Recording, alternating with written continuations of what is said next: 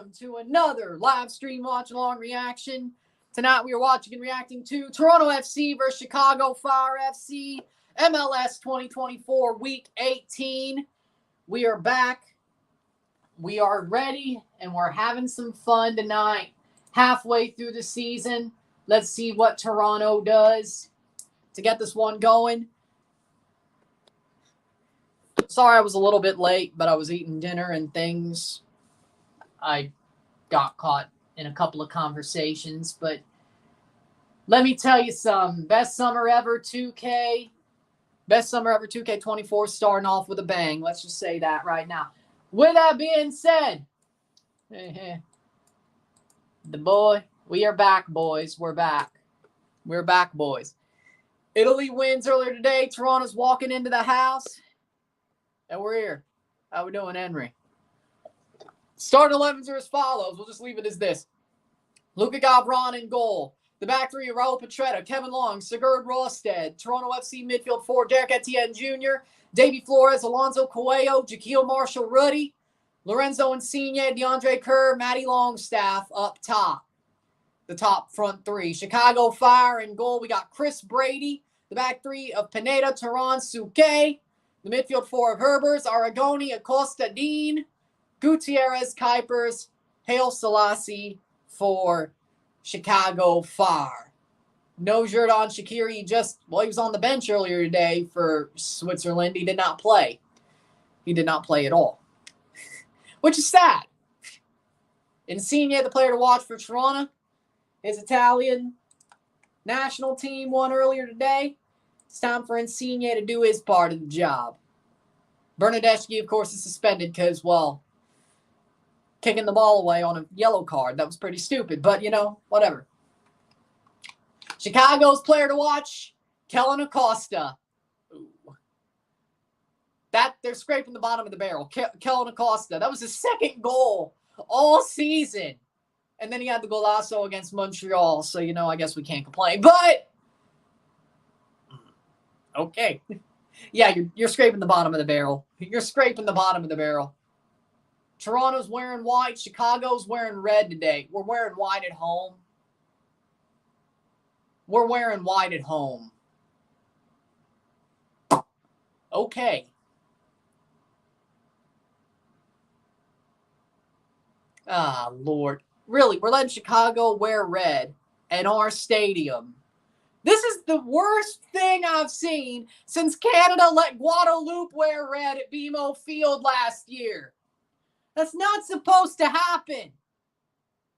You should not be letting a team wear red in our own stadium.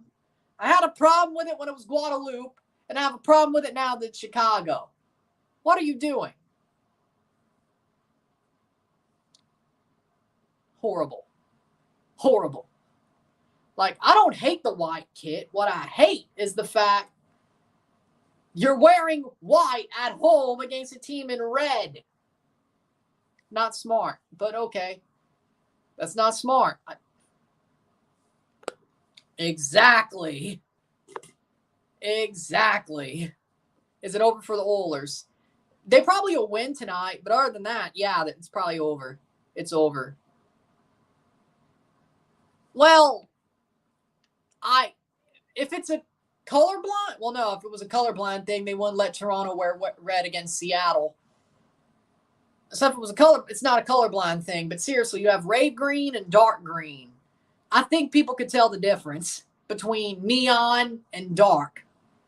That's just my opinion, though. And then you throw the blue in that the Sounders wear and the white. Like, the Sounders are more neon. Like, the Timbers have always been dark green, forest green. Like, they've been woodland green. The Seattle Sounders have always been neon, like fluorescent. Like, I could tell the difference. I think most people could tell the difference between neon and forest green. I don't know. I'm just saying. I think it's fine if both teams wear green. It's not like neon. You can't really confuse neon with a darker color, whatever. I don't know. Electric green is Seattle. Neon, electric, rave green, whatever you want to call it. It's neon. It's more fluorescent. Like, you could look at their jerseys and be like, okay, that's Seattle. You look at Portland and and besides, Portland's kind of screwed anyway because their forest kit has green in it, has the forest green in it. So if Portland has to wear their away kit in Seattle, there's still a problem there. Because I'd say that jersey's at least 35% forest green with the way the pattern is. So, and then the logo and the sponsor. So technically you're in the same problem anyway. So, I don't know. Or they force the Sounders to wear the Bruce Lee kit twice. I don't know. Maybe. I mean, they like wearing that one anyway. They don't even have to be forced. They just like wearing that one anyway, which is a cool kit. Don't get me wrong. Don't get me wrong. But maybe I'm used to seeing all these colors for the teams. I know which one's which. Maybe the casuals don't. Maybe that's the difference. I don't know. I don't know. I don't know. I don't know.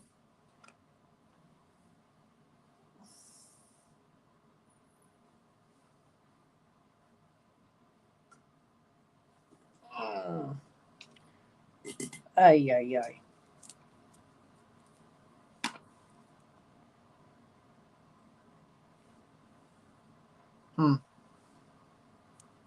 So I don't know. But with that being said, game's going to kick off in a minute. And there we'll go. There we go. Better. Okay. Toronto versus Chicago. We're down. The second stream to go. Speaking of, I heard the VAR guys who called encroachment on the Petkovic goal were sent home from the tourney. Yeah. I think rightfully so. Rightfully so. But not a good start from Croatia. Not a good start from Croatia. I didn't expect them to get, I wouldn't say walloped, but Spain actually had good finishing for once. So 24 points so far this season for Toronto, 7th in the East, starting the day. Let's not forget, let's pull up that points total notepad thing I got. Not like if this freaking computer goes out, I'm probably going to have to remake it anyway, but whatever. Because, funny story, my desktop computer, a couple of nights ago, like, reset Pierre-Luc Lazier as the center referee tonight. Like, it updated, and it beeped. Like, when it was turning back on, like, it beeped. Like, 3 long beeps, and, like, beep, beep, beep, and it was really loud. But this was, like, 3-some in the morning. It was going through updates. It's like going through updates and Windows update, and like there was some insufficient driver thing that made it beep or whatever. This thing's like 10 years old. I'm not even gonna lie. Like, this is the longest we've ever had a desktop computer. So if we have to change it, it may happen. Hey, 10 years is pretty good for a desktop computer, though. I'm not gonna lie. Do you think TFC can win without Bernadeschi? Yes. Chicago sucks. They say they're better without Shaqiri. I don't believe it. I think Toronto, they'll be fine. They're playing at home. They should be wearing red, but I'll leave that alone. I won't go there. We already went there. I'm not going there again. We should be wearing red, though. But they should win. Toronto should win. I think they're better than Chicago. They're at home.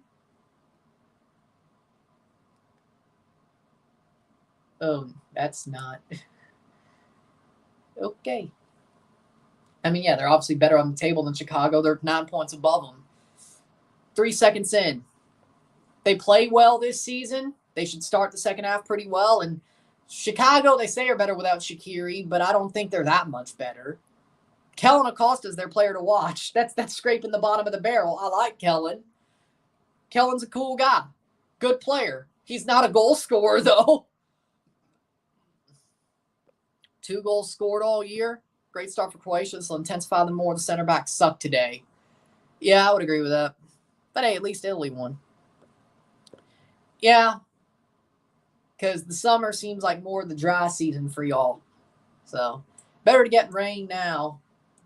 Because you don't want it to build into a drought. 1 minute in, but Coelho. Oh, they're playing in the back line like I said they should. Do I need to? They're playing him in the back line or letting him drop into the back line like I said they should. Huh, interesting. It's like they listen to me. I don't know. It's like, because as soon as I said they should drop Coelho back like a Mascherano top roll, let Gomes run up, especially in possession, it's like they started doing it. And I've said it for like the past 3 or 4, like, what? I said it like week 3 or week 4 on stream. It's like they listen to me. Like, who else has said that but me? Who else has said drop Coelho back but me? Like, either John Herdman must have the same mindset as I do to the T, or he's listening. Which,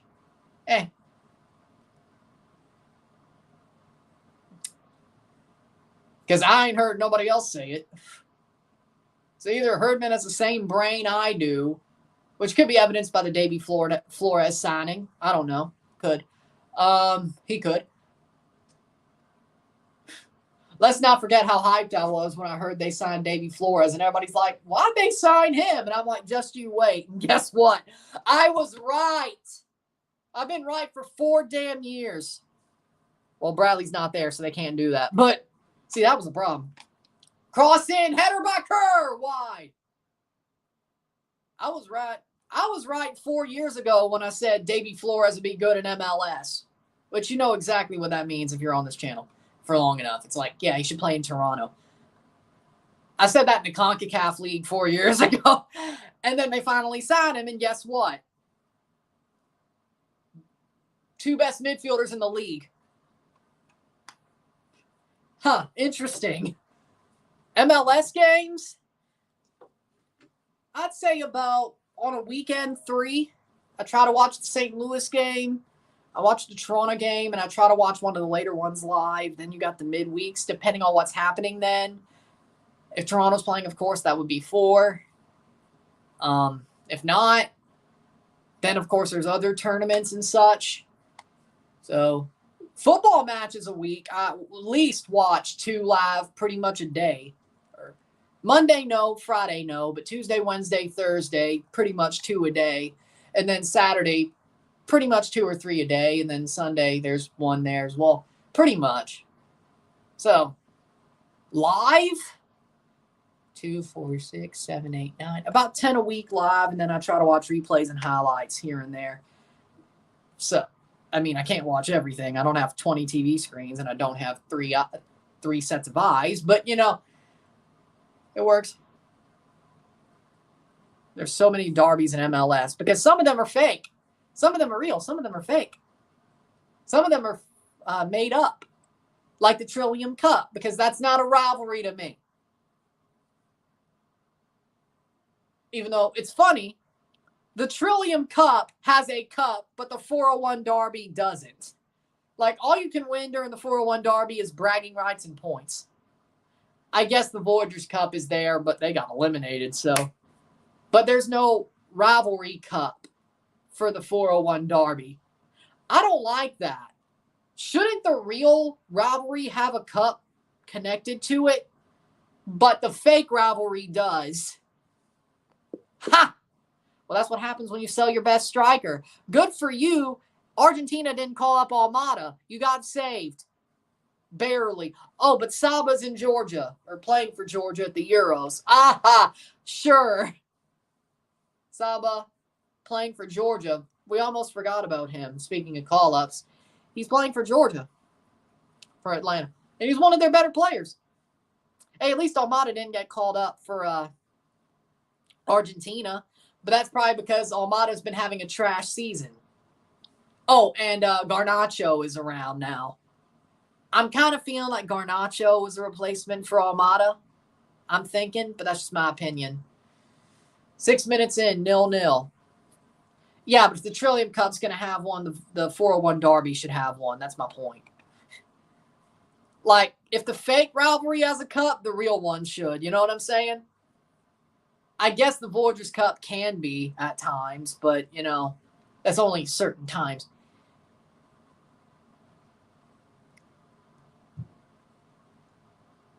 Only won the final of the tournaments, Toronto, Montreal, which that won't be this year. Thank you, Forge. Well, if it was I'm happy because it's Forge. If it was anybody else, I'm kind of sad. Because after that 5-1, I'm like, yeah, you know, why not? You know, yeah. 7th minute. Miami let Mikel Uda score. Well, hey, I guess getting rid of Carranza ain't too bad. Well, who knew? I thought Carranza was the better striker. Mikel Uda's like, I was born offside, but I'll figure out how to get onside. Now that you're selling the guy who's better than me.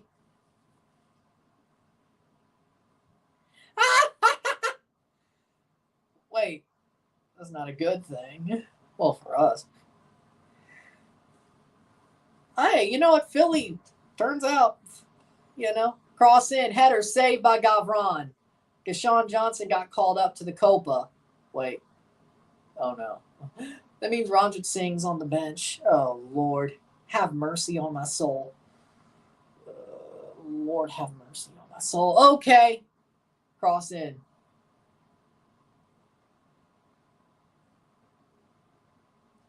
Cross in clear. Oh, by the way, speaking of if they're listening, Herdman, if you're listening, sign Rafael Mata Nunez. He can play the 10 wing and striker from the Dominican Republic. Sign him. Trust me. If you did Davy Flores, you'll do the other one, won't you? That kid is amazing. That kid, Rafael Mata Nunez, is amazing. Legitimately, just go watch the Dominican Republic British Virgin Islands game. Look at how he burnt those guys. Seriously. Like, I know it's the British Virgin Islands, but the way he burnt them to a crisp, that's quality. Is Alexandro good? Yeah, he's a good player, but we already got a right back. We already got Richie Larejo. Why we need Alexandro? I mean, yeah, he's a good player, but I'm saying things we need. Rafael Mata Nunez is somebody we need. We need a number 10. We need a striker. If he could play either, that'd be great. We need that. Oso's washed. I hate to tell you. And besides, we're running a midfield with 2 6s and 1 8. What are you doing? Like, if you want to attack, like, I know we have Bernadeschi and Insigne, and we sort of have Prince, who's a good striker right now. We need a number 10 to connect all that. I'm fine with Prince as the striker if we have a number 10 that can connect all that. Because really, we're playing 2 6s and 1 8. Hell, even here, we're playing 2 6s and 1 8. We need a 10. I mean, and besides, if I was the manager, I'd be starting Coelho and Flores over Longstaff. I think Coelho and Flores are a better duo. Wide. That goes wide. That'll be a goal kick for Toronto. 1-0 Revs. Wait, how are they beating Vancouver? Okay. All right. Personally, I'm not saying Longstaff is bad. What I am saying is I think Flores and Coelho are better as a group. It is 9:38 on my Apple TV. 9:38. Long's okay, but the rest not so. See, that's why I say drop Coelho back and let Gomis make the run. Oh, yeah, he's... So basically we're playing a back four because Gomis ain't even playing this game. But, yeah, that's why I say drop Coelho back, especially in possession, because the kid can pass the ball around. He's got a good presence on the ball. I mean, Longstaff is good, but I think it's not that he's bad. I think Longstaff has been good this season. But there's also the fact of if we don't get a number 10, he starts. I think he's better than Oso at this point. If we get Rafa Montanunez, again, I'm right, he plays the 10 because unless Insigne or Bernadeschi are hurt, then Longstaff comes back in. But he doesn't start every game because I think Coelho and Flores are better defensively. But again, we're doing the best with what we got. But if both Insigne and Bernadeschi are healthy or not suspended, you'd put a guy like Mata at the 10. If they're not, you put him up at wing. And if Owusu's hurt, and rarely you play him as striker, but a false 9-10 sort of positioning. But for now, yeah, Longstaff should be in that midfield over Oso because Oso's washed. He's done. He is done. Stick a fork in Oso, he's done. And I love Oso, but he's done. I hate that he got the armband right now because he's washed. He's straight up washed.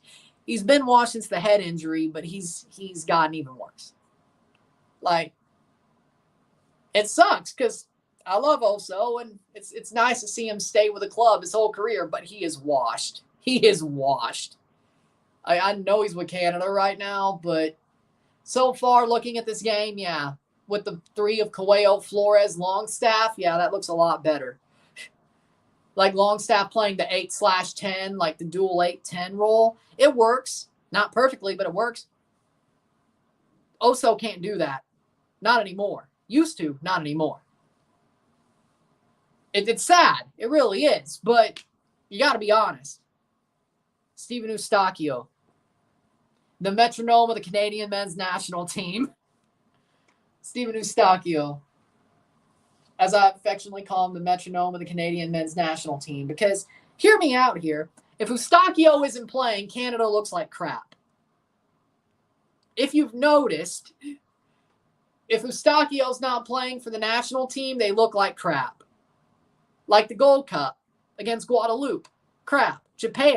In Japan, he didn't play. They look like crap. He needs to be there if they want to be at their best. Kone looked great the last couple of games. Exactly. Kone's better than Oso. If Marsh can see it, I mean, I've said Oso's washed for what? I'm talking about the second one last year, the 4-1. Not the 2-1 win where Cavallini scored the penalty late on. I'm talking about the loss. I'm talking about last year's loss, not the 2-1 before the World Cup. I'm talking about last year's loss. Forgot about that one, did you? I don't blame you. It wasn't a fun one to watch, luckily for me. I won either way. Sort of. Sort of won either way. But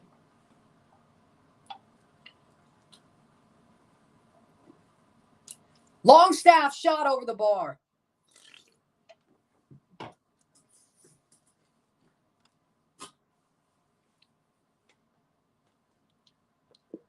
Because it's like Italy versus Canada. If it was Italy versus Canada, I win either way.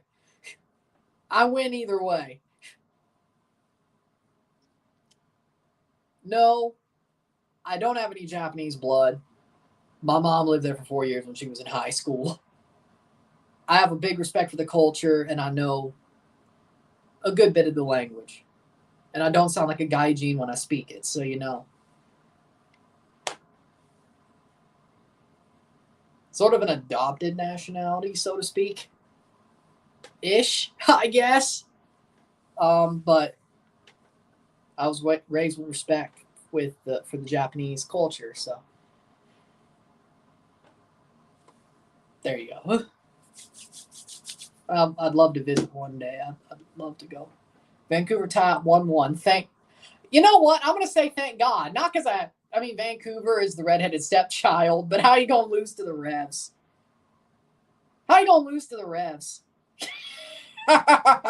If you're good, how are you going to lose to the Revs? Ryan Gould. There we go. Man, I forgot the name of that samurai game. Yakuza? Wait, no, Yakuza was the mob. Damn. I know what you're talking about. It's on the tip of my tongue. I just can't. Jesus Christ. I agree.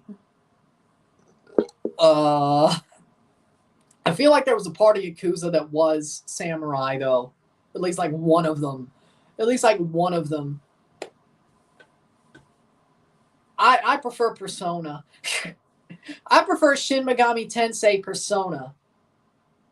That's what I prefer. Persona 3, 4, and 5. That's what I prefer. 16th minute, cross in. Header. Shot! Side netting. Gavron with a goal kick.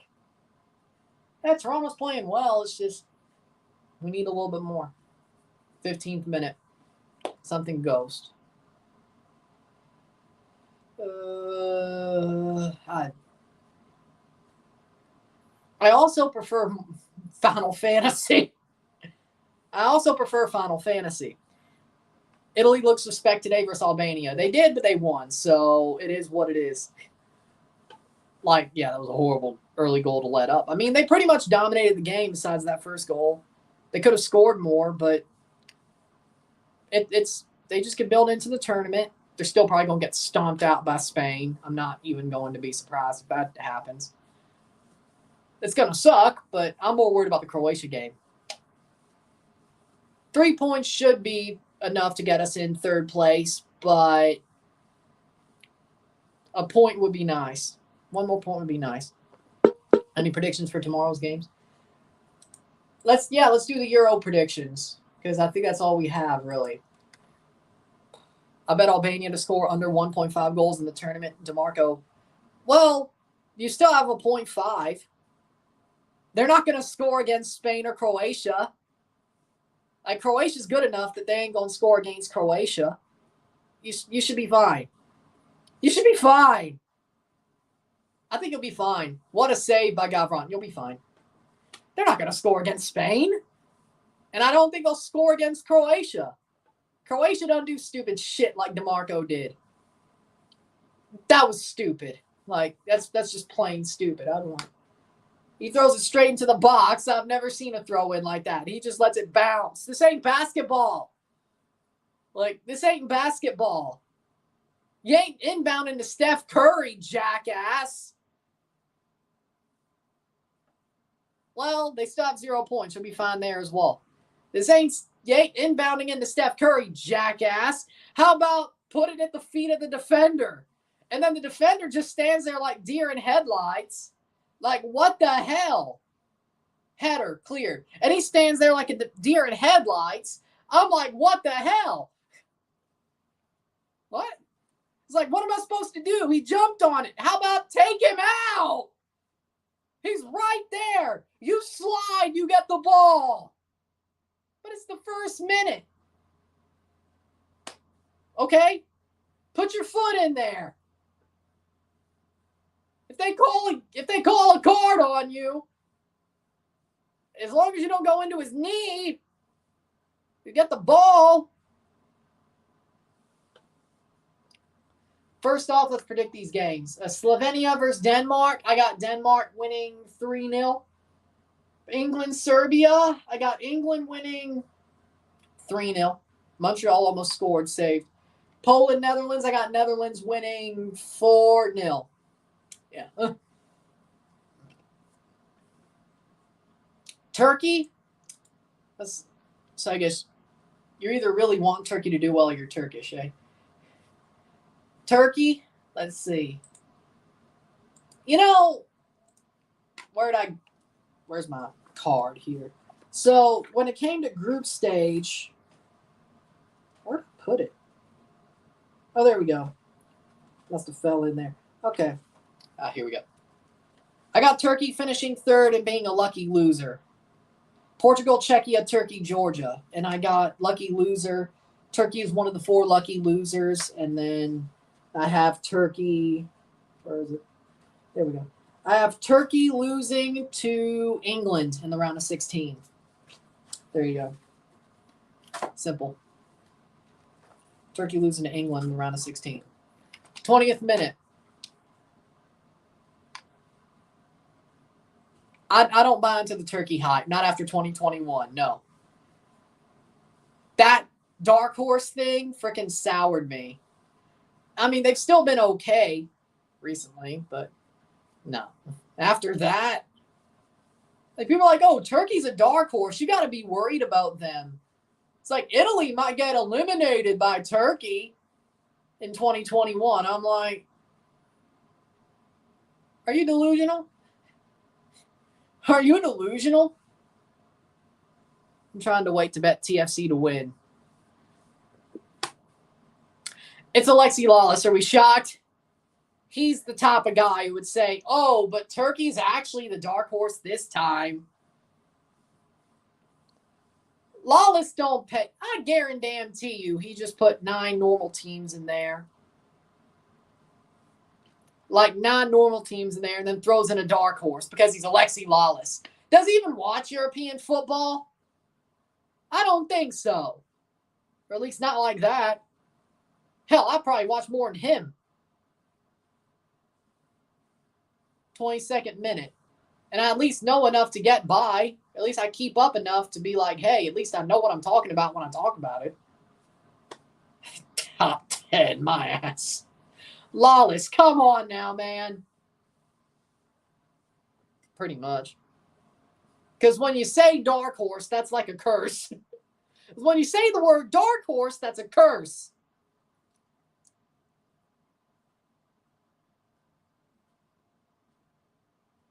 That's a curse.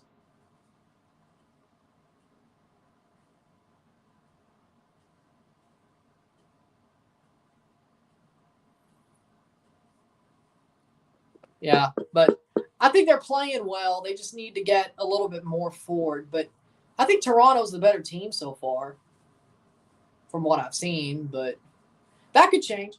Davis to Madrid, yes or no? Yes. I think he's going. I think he's going to be there this summer.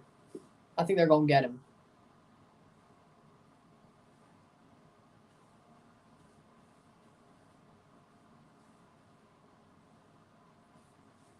Talking about Isaiah, or are we talking about Alex? I think Alex does it as a troll.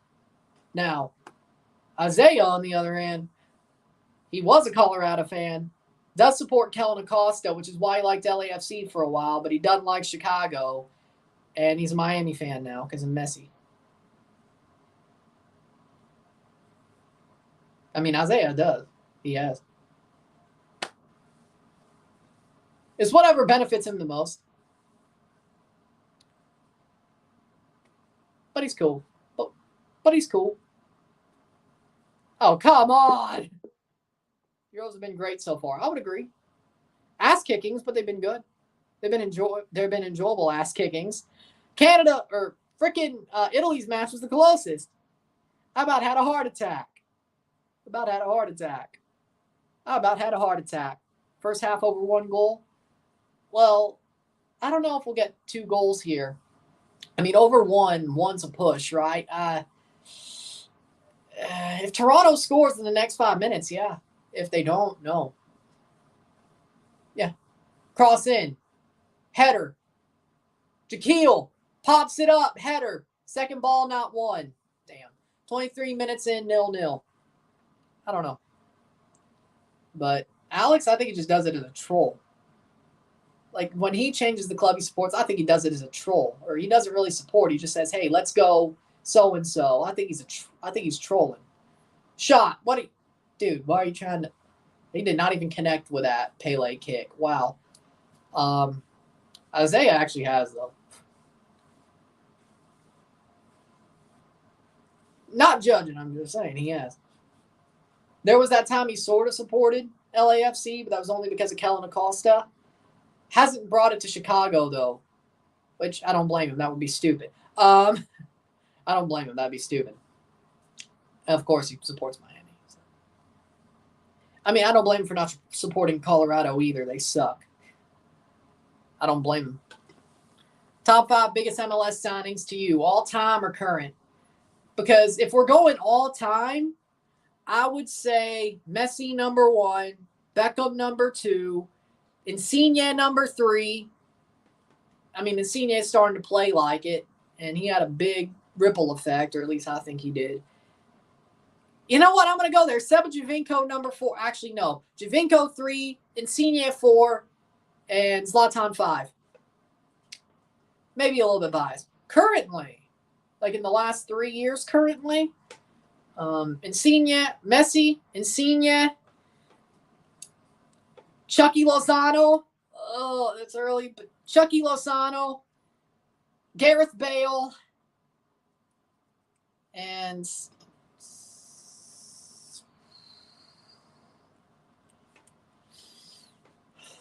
Bernadeschi in the last 3 years. Giovinco, number 1. If it wasn't for Messi and Beckham, he would be. Like, you can't say no to Messi and Beckham. Like, all time. You can't do that. Even if I wanted to be biased, you can't do that. Like, Giovinco, besides them, yeah, he's number 1. Yeah, Giovinco, besides Beckham and Messi, he's number 1. I'll give you that. 27th minute. Atlanta tie Danny Rios. Is that the same Danny Rios that played for Nashville? Henry Lampard. Henri Lampard. Yeah. Gerrard wasn't good enough in the league. Kaká. The name value didn't match up. I mean, the name value was there. His play didn't match up. Henry probably is the best out of those 4. And Lampard played like crap in the league too. He's just lucky Pirlo was there at the same time. Pirlo was the one who took all the criticism. If I'm being honest. He was so good. Yes, I miss Giovinco. And by the way, he still got it. If you watch the TST, guess what? Giovinco still got it. Shot. Saved by Brady. Oh, by the way, Giovinco still got it. I know, right? It's like they don't... Like, he just wants to end his career in Toronto. Like, he really does. Like, he would have that goodbye tour. That's all he wants. And he still got it. He could actually play while being on that goodbye tour, unlike, I don't know, Victor Vasquez. Like, let's not remember how much of a shit show that was last year when Victor Vasquez was supposed to have his goodbye tour. He came back, played, 3 times and did nothing? And then he went to an Indian club. Like, it was so bad. He's like, nah, I'd rather retire at an Indian club than Toronto. Like, I still got to play. I can't retire like this, and I'll take anybody. He goes to an Indian club. And not even freaking a good one. Like, dude.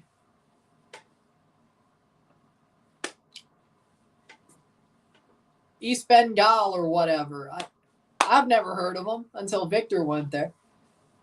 I mean, yeah, D-Rose's retirement tour was pretty good. Speaking of players that Seba played with on Quick Goal FC, he played with D-Rose. Oh, you don't know how much I love that. Like, watching that, D-Rose and Seba play together, and they actually played pretty well. Oh, my God. My heart was fluttering. My heart was fluttering. It was such a good moment. Like, because growing up, D-Rose was my favorite player. And then Seba came around, and, well, he was amazing as well. And, of course, Seba was my favorite player of that era. Oh, and by the way, Chris Konopka was on that team, too. One of those things is not like the others. One of those things is not like the others. And, you know, I'm sitting there like, that was like so amazing just to watch D-Rose and Seba play together. They had some good play. They played well together. Some good link-up play. I'm like, D-Rose still got it, but we knew that because of last year. Then Seba still got it.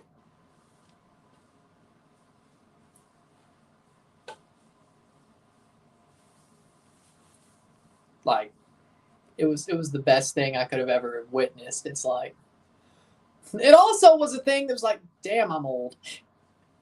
It's like, damn, I'm old. I'm getting old. It was also some like, damn, I'm getting old. I was like, shit, man. Like, Girault was just playing for TFC 10 years ago in his second stint. And then Seba was he left, 5 years ago? It's like, damn, I'm getting old. Like, the younger me inside of me was smiling. The older me now in my head is like, yeah, they're playing well, but I feel old. That's exactly what happened there. It did bring a tear to my eye, though. I'm not going to lie. I'm seeing Girault and Seba play together. It brought a tear to my eye. Probably my two of my most favorite TFC players plays together. You can't ask for, on the same team wearing red, ironically enough. This is like, you can't ask for more. You can't. You can't. If only Pozuelo was there. If only Pozuelo was there. I know he's still playing in the UAE, but their season's over. You know, he should have. If only Pozuelo played with him. There you go. Like, those three eras work together. Or if Dikio, he's coaching a USL championship team, that would have never happened. And besides, they don't have an international break in the USL, so that would have, that wouldn't have happened. But seriously, like, if there was like a 7-a-side team and Dikio, Girault, Pozuelo, and Javinko were playing together, well, they could have gotten Josie too, you know. Honestly, I don't think Josie would have worked well on a 7v7. He can't run. He can't run no more. It wouldn't have worked. It wouldn't have worked. Goal kick for Brady in the 32nd minute. Game 4 is about to start.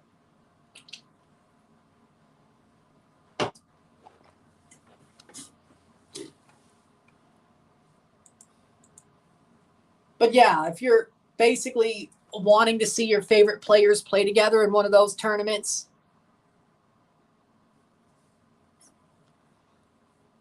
so you're basically saying you want me to bury them all 4-on-1 verbally. Okay. I got it. It wouldn't be hard to bury Solo, Tamatonga, and Tongaloa, but I could even bury The Rock on promos. Try me. Try me. I'll bury them all. I'll bury them all, but I know I could at least bury 3 of them, and you would believe me. Probably calling me crazy about the Rock part, but I'd bury them all. Cavani didn't go to Argentina, would be good in MLS. I mean, he'd be good in MLS. Of course he would be. Because they haven't scored. They haven't scored. TFC Love backstory is I chose to be a Toronto sports fan, basically because of Roy Halladay when he was with the Jays and in his prime. And when the TFC came up, I'm like, here you are. It's like, there it is. And I'd watched the 2006 World Cup to get into the sport of football because that was, of course, the year before. But it was basically like, okay. Basically, thank Roy Halladay. Too long didn't read. Thank Roy Halladay. And everything else just fell into place.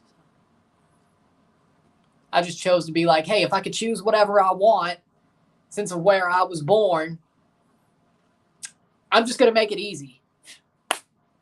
Roy made me love the Jays. I'll love everything else. And then TFC came around, so. Basically, Roy Halladay. And I was like, let's make it easy. I'll root for everything else. So.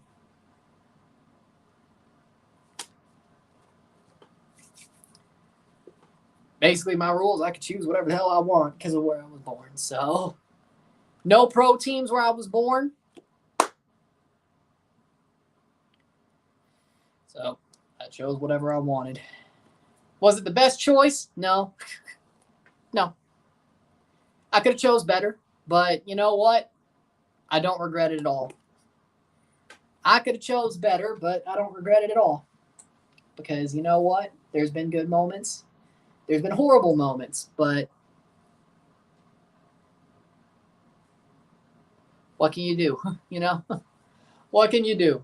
It's better to have the roller coaster moments and You throw in Mississippi State. It's basically everything I root for besides Tom Brady has been heartbreakers. There's always heartbreakers there. Seriously, at least I had Tom Brady for 20 years. However many, at least. Because if not, I wouldn't know the taste of a champ. Well, the taste of a championship like that, I wouldn't know. But you had all the heartbreakers balanced out by the best quarterback of all time. So, and that one championship New Orleans had. Because, that was basically my second favorite team because, closer to home. Of course, you want to see New Orleans win the Super Bowl that time. Or I did. I think everybody wanted to see New Orleans win the Super Bowl when they did. Then Bountygate happened. I think there's a little bit of a bad taste in people's mouths after that, but not me.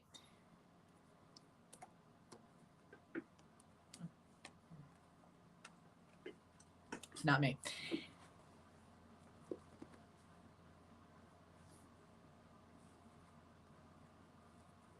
I chose to follow Nashville since before their first game from the beginning. Well, yeah. Nashville's a good team, but, you've had a pretty good run. Except for this year. But you've had a pretty good run. 37th minute.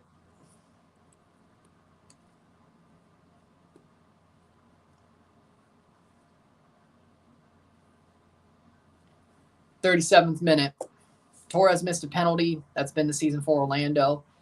I hate it for Orlando. Oh, and by the way, they're about to lose Duncan McGuire, and Luis Mariel isn't firing like they thought they would have. Yeah, I know how it feels. Shot save. Yeah, but the Red Bulls New York City FC is not a rivalry like Toronto Montreal. There's a difference. There's a difference.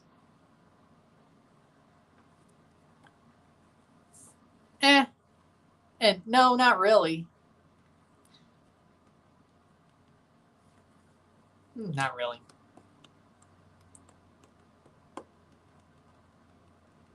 Playing forward.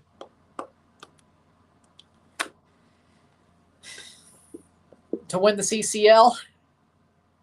Yeah, they were the first. And then Seattle did it, 20-some years later? And then Toronto could have done it. Pain be thy name. Shoot the ball, Coelho. Top of the box for Kerr, blocked away. Corner in the 39th minute. Ooh. Forge versus TFC predictions. I think TFC is going to win 5-2 on aggregate. I'm going to give Forge 2 because you know what? They're going to earn 2. Actually, no. I think at Tim Hortons Field it's going to be a 2-2 draw. Then at Toronto, it's 3-0 Toronto. 5-2 on aggregate. I want to see Forge put up a good fight. Let's be honest. I do. The Forge part of me wants to see him put up a good fight. Then Toronto stomped them out at home. 5-2. Cross in. Oh. Cleared. That was not smart. To head the ball. Rosted. I don't like watching him play. I wish there was a center back we could sign that wasn't Rosted because, dear Lord. Like, why are you going to slide like that? Like, dude, you're sliding into the tackle. I swear he doesn't have spatial awareness. I think he doesn't have spatial awareness. I don't think he has any spatial awareness. I swear. Like, I can't play. I think I would know better than to slide into a tackle trying to head the ball when it's not even going to hit my head, but that's my opinion.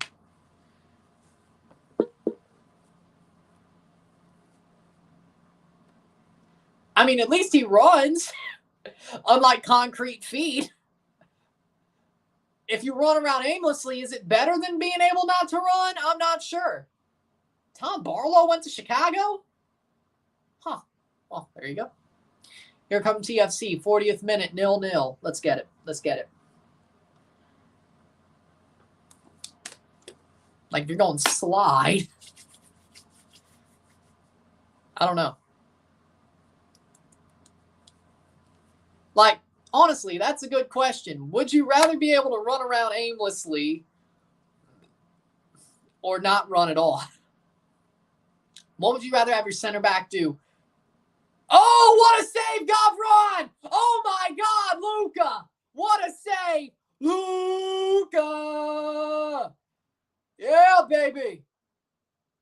What a save! Header, goal! And it's 1-0. Haile Selassie scores. Good header. And it's 1-0 for Chicago.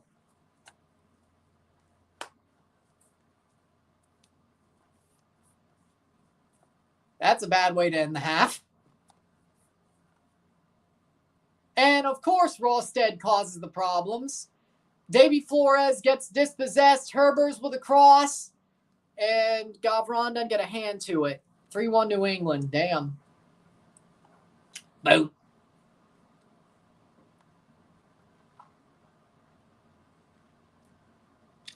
He didn't get his whole hand to it.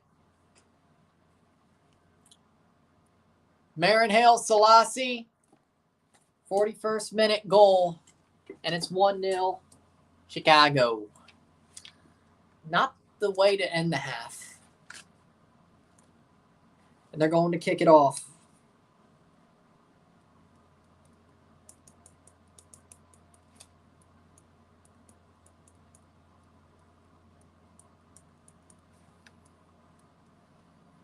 It's a 42nd minute. 0-1. Game 4 underway. We'll see if the Panthers win it. Playing forward, Marshall Ruddy. See if Toronto can answer. They were playing well until that. Rawstead with a horrible clearance. Davy Flores gets dispossessed. Rarely happens, but it happened in a really bad area. Header.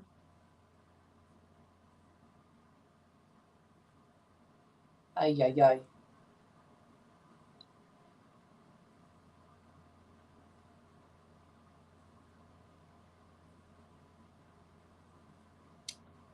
It's a 17% winning probability. It's 55 for Chicago now.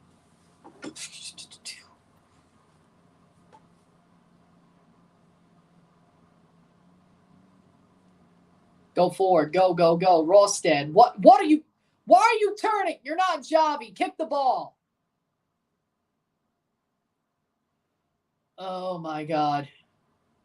Coaching Rawstead as he's on the pitch must be a hair-pulling activity. Jesus Christ.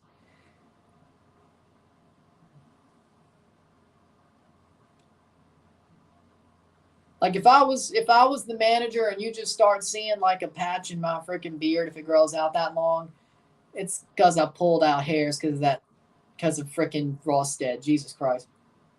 Well, I've done it once or twice on camera. Shot, goal! Toronto, it rolls in.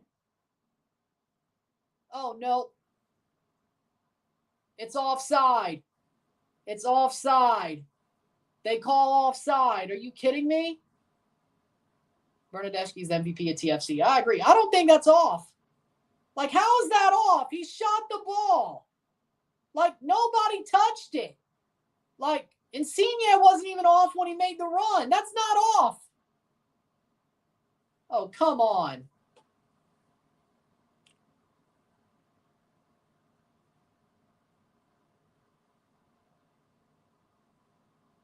So is it 1-1? Are they giving it? What?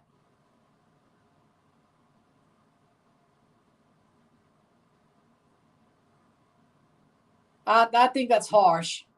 Nah, I think that's harsh. They're going to VAR. They're going to VAR. Yeah, you better. He wasn't. 2 minutes of stoppage time. Yeah, they better go to VAR. Yeah. You better. Yeah, that's a goal. Like, how's that offside? Even on the run, how's that offside? Nah, he's on when the ball's played. He's on when the ball is played. I think, at least. When the ball's played, he's on. I think.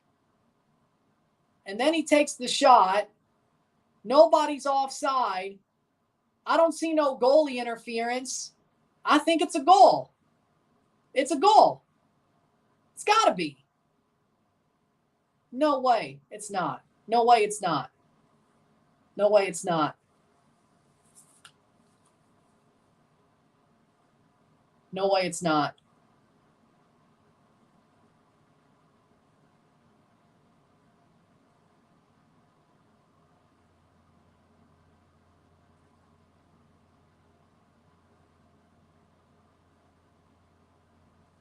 Goal for Toronto FC. Lorenzo Insigne.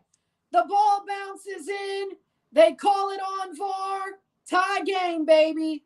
Lorenzo Insigne.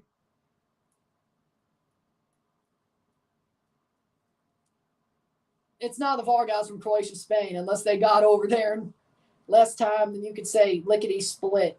45-minute goal, 1-1. It's a 45-minute goal, 1-1. Jan Mark scored for the Oilers. Let's go.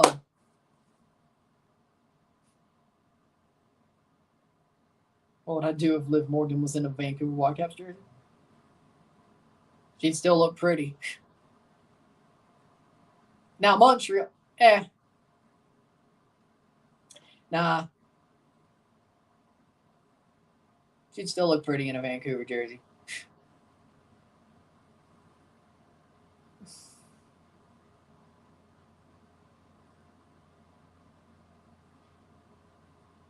Bouanga scored for LAFC. I'm not surprised. Insigne gets the goal.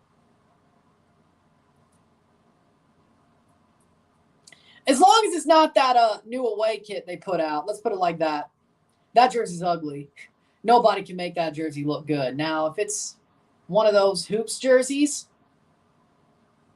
even the Davies era jersey, okay, yeah. Vancouver normally has nice kits, but that blue away kit they just put out this year with like the gold and then like the football, no, that I don't like that jersey. Still don't. I didn't put it high. I put it low on my countdown list. I still don't like it. I think it's ugly. Wide. So 2 minutes of stoppage time to play. I don't like it. Still don't. Now, Vancouver hoops jerseys. I mean, besides, I'd be a hypocrite anyway. I have a Vancouver jersey. By the way, I'd be a hypocrite anyway. I have a Vancouver jersey. One, for my collection. Second of all, because, well, when Thomas Hasal saved our ass and got us to the CONCACAF Champions League and led to us winning a Canadian championship 2 years later because they had to play the game 2 years later, well, there you go. Right? And it's halftime. It's 1-1. So, see, I have no problem with somebody wearing the jersey of the redheaded stepchild. If we're being honest. 1-1. 1-1 at the half. Insigne gets the goal in the 45th. It bounces through. They give it on VAR. No offside. Haile Selassie with a header. I'll take it. 1-1. Let's see where Toronto's sitting on the table. 7th. 25 points. They'll be tied for 5th if they win the game.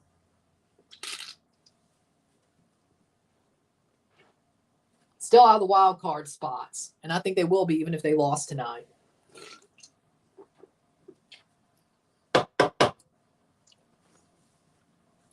Good. PSG's going to try to sign Vinicius Jr. That's not going to happen. I thought they were done with Galacticos. I thought they were going to build a team. They lied. Okay. Well, there you go. Vinicius Jr. Yeah, he's not leaving.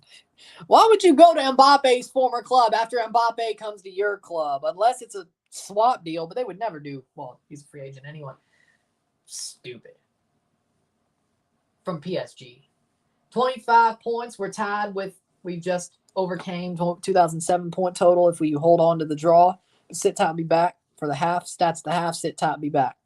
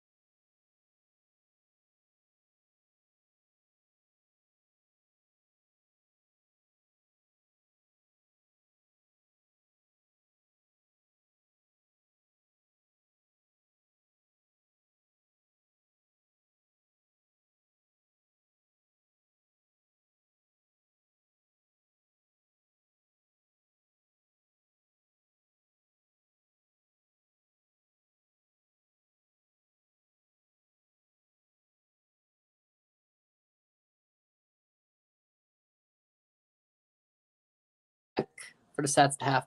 Not sure if Vinicius ever leaves. I don't think he would either, but maybe Real Madrid gets PSG'd.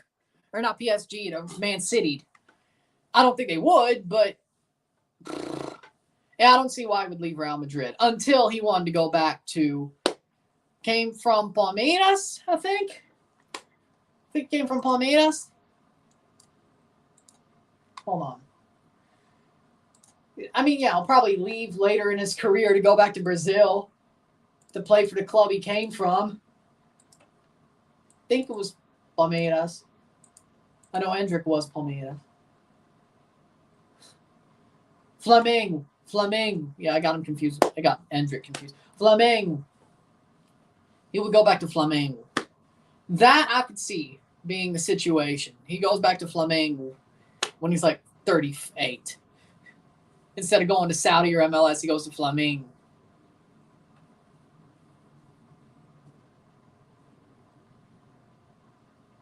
Yeah, I guess I was thinking. Hey, Bernadeschi was 7, Owuzu was 6, and Insigne was 4, and he just scored today. But yeah, I don't see him leaving to anything other than a Brazilian team. But he'll play his prime with Real Madrid for sure. But with that being said, stats at the half. 67% possession to 33% possession. 6 shots to 5. 3 shots on goal to 3. 290 accurate passes. 86% to 124. 76%. 2 fouls to 6. 1 corner to 3. 6 shots to 5. 2 shots off the goal to 2. 3 shots on goal to 3. Well, then how the hell to have 6? Okay, whatever.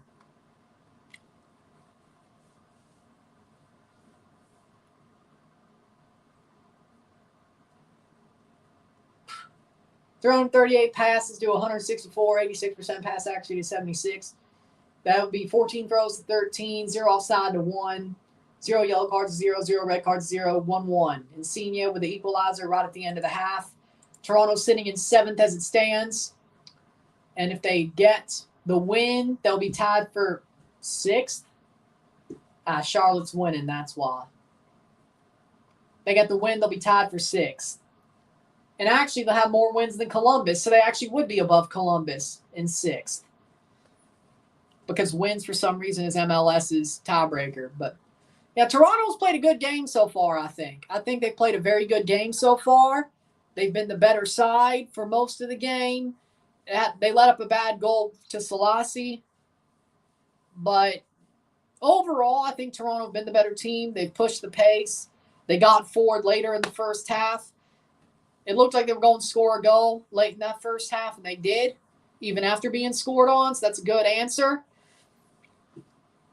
Toronto do look like the better team. Now, of course, that might change as things go on, but Chicago looked like they took what they were given, but Toronto haven't given much. So I'll take it. I'll live with that. Pretty good first half.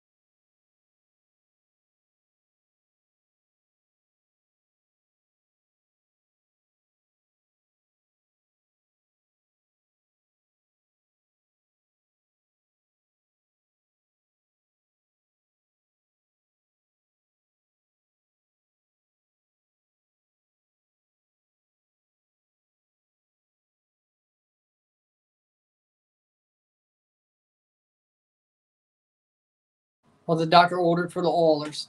Yep, the Oilers needed to have a 2-0 lead, and I told you they'd probably win Game 5. From what I saw coming, yeah, I'm not surprised. Oh, St. Louis versus Dallas is about to start. I could watch the second half of that. But, I'm not surprised. I'll probably watch the rest of the Oilers game. But, yeah, I'm not surprised. I thought the Oilers would win Game 5. I thought they would, or Game 4, I should say. Game 5, we'll see what happens. But I thought the Oilers would win tonight. It's kind of like that Leaf series last year. It's kind of like that, where the Leafs were against the back against the wall. They got it done, at least for one game, and then got. So, yeah. It's not funny for me. They're going to give me a heart attack one day. Well, I don't know if they're going to be the ones to give me a heart attack, but something I root for is going to give me a heart attack one day. I just don't know which. It could be TFC. It could be Mississippi State. It could be Italy. It could be Canada. It could be the Leafs. Raptors, I don't think so.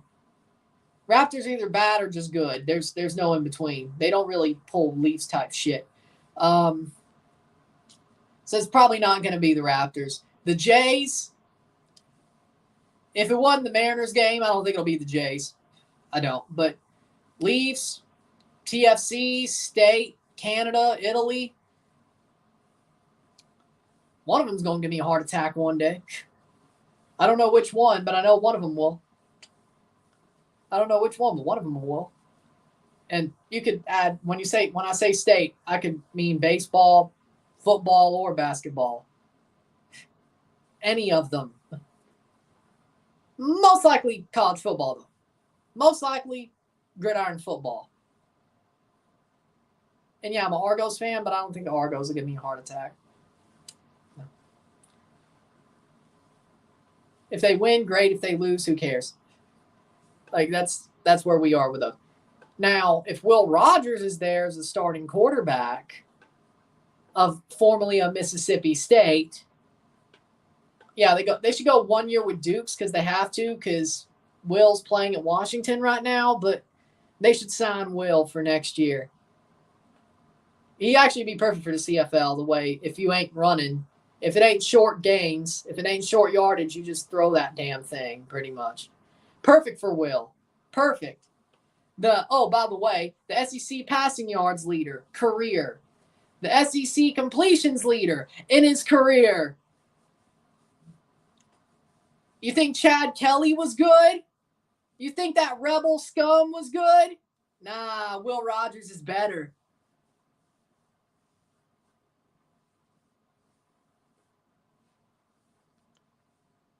Sadly, no. It's like watching an episode of Sopranos. Lots of funny shit happens, but they're always deadly in the end. You know, that's actually a good point.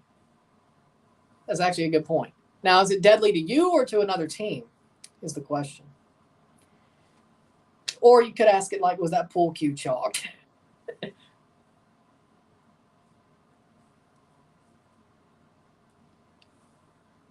Mississippi State, yes. Georgia, no. Mississippi State, yes.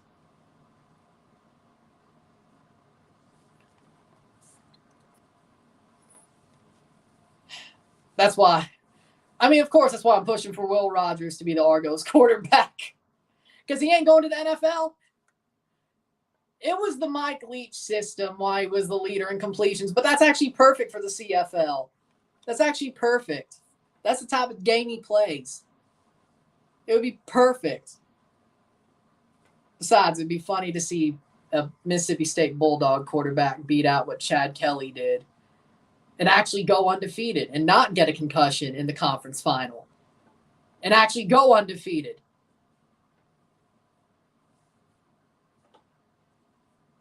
Rest in peace to Mike Leach. I miss him. I miss him. I miss the Pirate. I was a fan of him his whole career, even before he came to the state. But, man, we lost a legend. And he should be in the College Football Hall of Fame, but because he didn't get that, he didn't make it to the bowl game against Illinois. Or he could have won that game against Memphis in 21, or one of those other games they weren't supposed to lose, but that they did. Because that's exactly what State does.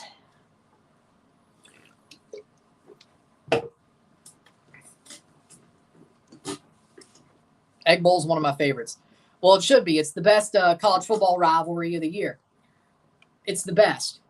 It's the Iron Bowl. I don't want to hear it. I don't want to hear the Iron Bowl or the game. I don't want to hear it. Ohio State, Michigan is nothing compared to the Egg Bowl. The Iron Bowl is nothing compared to the Egg Bowl, or at least it's not as good compared to the Egg Bowl. But honestly, yeah, I'd put the Iron Bowl over Ohio State, Michigan. No, I would. But the Egg Bowl is the best rivalry in college football. It is. It has its own day for a reason. It has its own day for a reason. That's the way I see it. Hell, even they're playing it on Black Friday. Even though they don't want to play it on Thanksgiving Day, they're playing it on Black Friday, which is still its own day. It kind of sucks it's not Thanksgiving Day, but yeah, I'm still able to cover it. No, it's just true. No, it's just true. It just means more. You think that's a joke? It just means more is the truth. 45th minute. It just means more. It's not a tagline. It's not a joke. It's the truth. It just means more. Good for Tarasenko. I wouldn't hate it if they won on a Tarasenko hat trick. I wouldn't hate it. How we doing, Connor? And here comes Chicago. Clear. Go, go, go. Shot. Blocked away. Clear the damn ball over the bar. Goal kick. That was a bad start to the half. Okay, clean it up. Clean it up.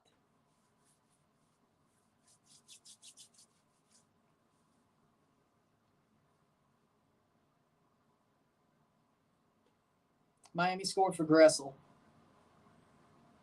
who I got in the Euro final. I still have Italy versus Croatia, but that probably ain't happening. Legitimately, I mean, at the start I had Italy, Croatia, but that's not going to happen. I still have Italy finding their way to the final.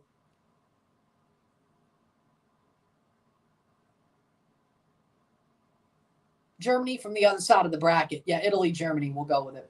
Because I think Germany was on the opposite side of the bracket of Italy. Yeah, I'll go with it. Italy, Germany. Just bet on TFC to win. Now's the time to. After what they just did after the start, okay. Wake up, wake up. Yeah. I'll stick with Italy. I think they'll grow into the tournament. I didn't say that wouldn't stop them from getting smacked by Spain in the group stage, but I think they'll grow into the tournament. Germany is going to freaking romp this tournament. I legitimately have. Germany's going to romp this tournament to the final. It's just the facts. Germany is on fire right now. Like, it all came together like a flash. Wakey, wakey, TFC. Man, they're like somebody who don't want to wake up on a school day. That's horrible.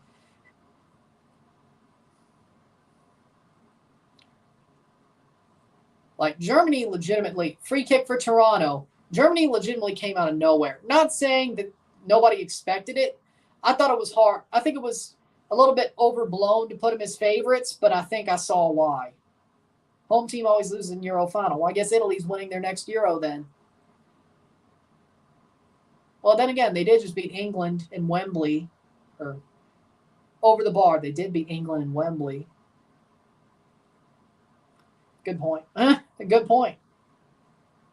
And it seems like Germany's going to be in the final, and that's another same thing.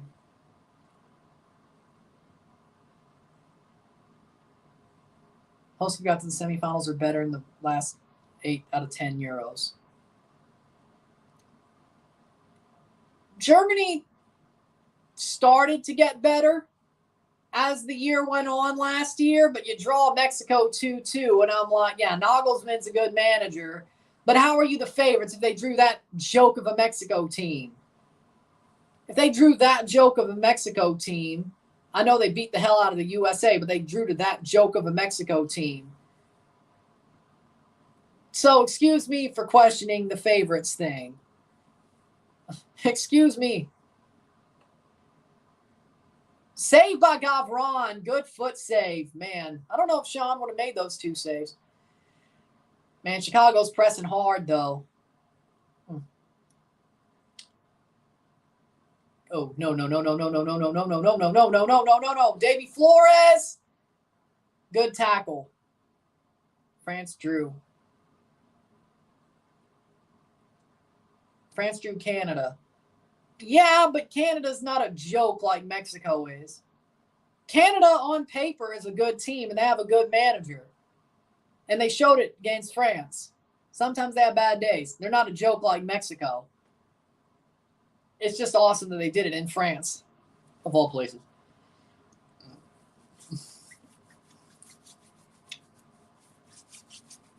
When does Copa start? June 20th. Canada versus Argentina in Atlanta. Yeah.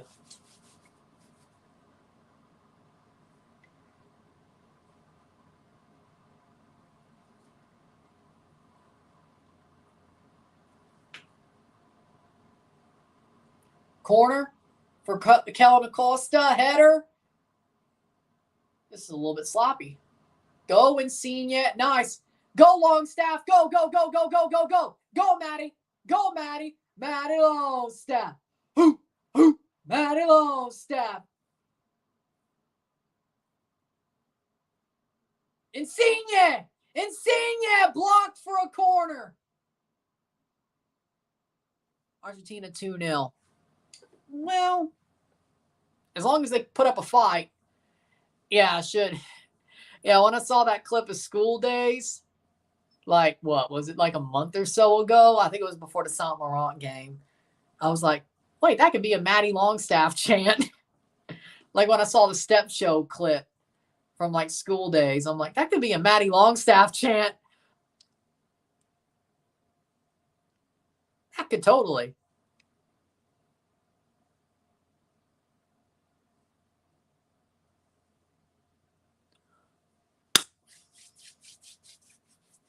Goal kick for Brady in the 51st minute. And there you go. And there you go.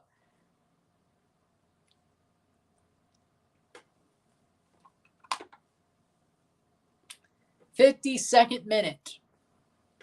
1-1. Brady's lined up to smack that thing, isn't he? Still lost the second ball, though. Well, there you go. Run, run! Run, Forrest, run! That's out for a throw-in for Toronto.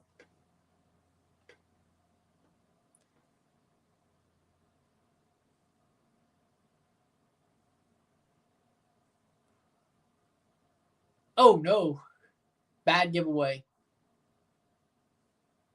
Good. Get the ball. Get the ball. Get the ball. Good, good, good. Good runs.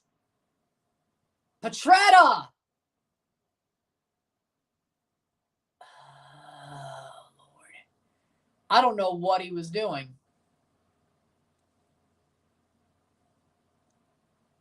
Lord have mercy. Petretta got caught on a freaking tightrope out there. Crew played yesterday. I've been bored since my day's all messed up. I'm used to Wednesday and Saturday games. I don't blame you. I'm surprised they got a Friday game. But does that have something to do with the Yankees? Or could be. 53rd minute. Does that have something to do with the Yankees? Didn't mind the Friday night game. Just don't want it again because it messes with my head. You know, I understand it.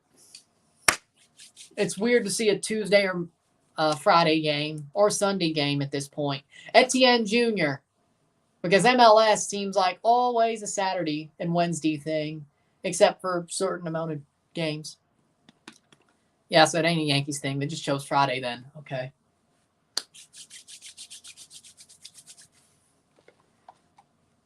I would know if they were on the road if they were playing Toronto, but I have no reason to look at the top of the AL East because the Jays suck. I have no reason to look. The Jays suck. All on the same days? I mean, they pretty much do. Like you'd say the Sunday games and the Friday games are like Thursday and Sunday in the NFL. I mean, there isn't enough on those days to. Yeah, I could see that. Yeah. I think really it's just 7:30 each time zone is their slot. So like 7:30 in the East, 6:30 in the Central, 7:30 in the Central, 7:30 in the Central, so on and so forth. Which I think there needs to be a little bit more a separation. But, you know, 54th minute. I mean, Toronto's defending well once they get the ball at their feet. It's a wonder it's only 1-1. DeAndre Kerr making a run up to Insigne.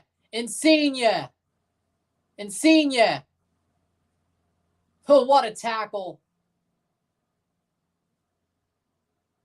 Etienne Jr. still goes wide to Jaquil Marshall-Ruddy.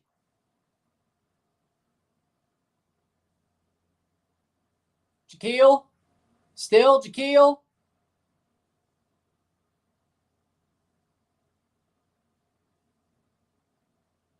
Yeah, Rosted playing the Gomes role isn't too smart. I'm not going to lie. But I guess you kind of have to do it because if you're going to play that system with a pushed up center back and then dropping Coelho, you have to drop somebody. And 3-1 Oilers, Leon with an assist, Holloway scores, toe drag buries it. Good. I'd love to see the Oilers reverse sweep. Yeah, sadly enough, the day games are early in the season. Like, they do have early games, but those are early in the season. Like, if you noticed how, like, the first, 4 or 5 games of the season were. Now, then it's just 7:30. Like, you know, I'm not too fond. Like, I think the early games would be better in the summer. You know, I think because people would actually want to be out in the summer, in the stands, and Long gets passed by. Shot, set, goal. Petretta tries to get back, and there's a goal by Hugo Kuipers.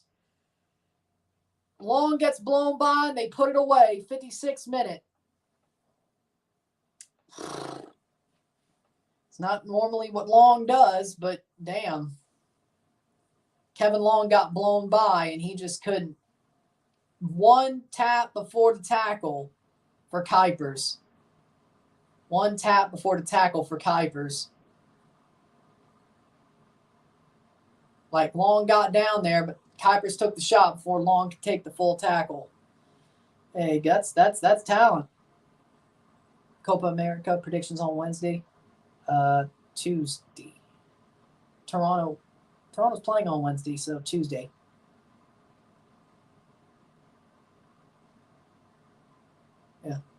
Yeah. I think so.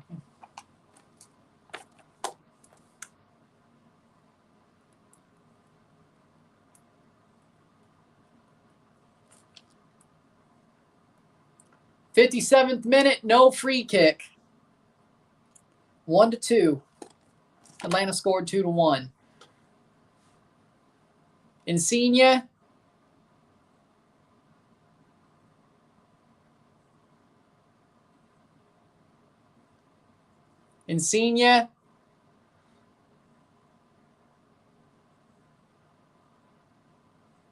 Clark has a face mask on. Shot. Blocked away. Jaquil. Xande Silva. Scored.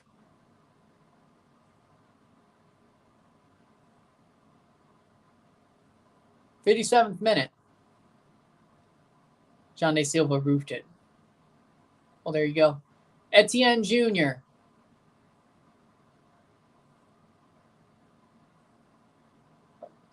Blocked.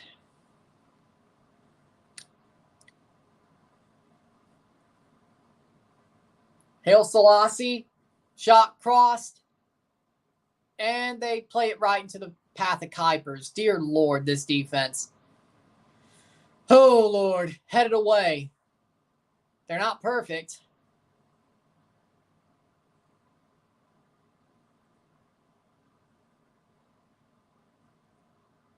Can't screw around in the back. Well, they are.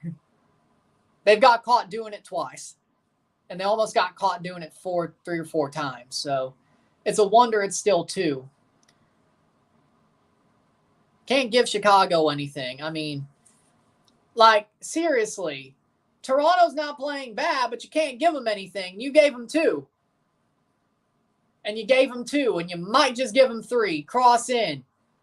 Top of the box. Volley goal! Golazo! Fabian Herbers! And it's 3-1.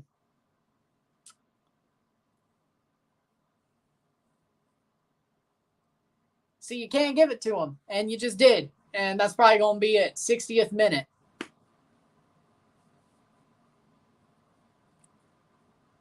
I don't think there's any tactical analysis here. It's just the fact they've given him 3. And by the way, dropping Coelho back doesn't work if dropping him back does not work if it's Rosted. It only works if it's Gomes. I believe so, but Fabian Herbers, no, it's actually Gutierrez plays it on. Mauricio Pineda scores. Toronto's legitimately handed them 3. That's what this is. They haven't played too bad, but they handed them 3. Mauricio Pineda scores. Herbers was chasing him.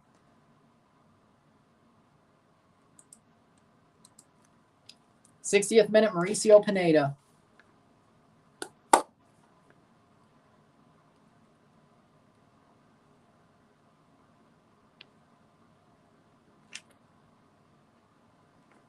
'60th minute. 1-3. I'm not happy about it either. I mean, that'd be awesome, but 4 Musketeers seems a bit insulting. Keeping the ball in play cost them. I think the last time we played Chicago, that happened, I think, if I remember correctly. Last time we played them, like at Soldier Field, freaking Blessing kept the ball in play, and then we got scored on, and that's why we lost the game. Yeah, that sounds familiar. And wasn't Klopas coaching them at the time? I think he was. Yeah. So, no, they didn't learn their lesson from a year ago, no. Why are we getting cooked like this? I wouldn't say we're getting cooked. We just handed them 3 goals. Like, we've had our offensive chances too. We've handed them 3 opportunities. We've played around with the ball at the back, and we've paid for every single one. Well, I wouldn't even say every single one. We've played around with the ball at the back 5 times, and we've paid 3. We should have paid every time. Like, the defense, my God. The defense. Free kick for Toronto. The defense is legitimately ripping us to shreds. Good news is we'd still be 7th place. Even with a loss, we'll still be 7th place. We're not going to drop anywhere. That's the good news. We're not going to drop anywhere. TFC handed Chicago the win. So for a week, we won't drop anywhere. But we play Nashville next week at home, or next Wednesday at home. So hopefully that one's better than the one in Nashville. Insigne, free kick.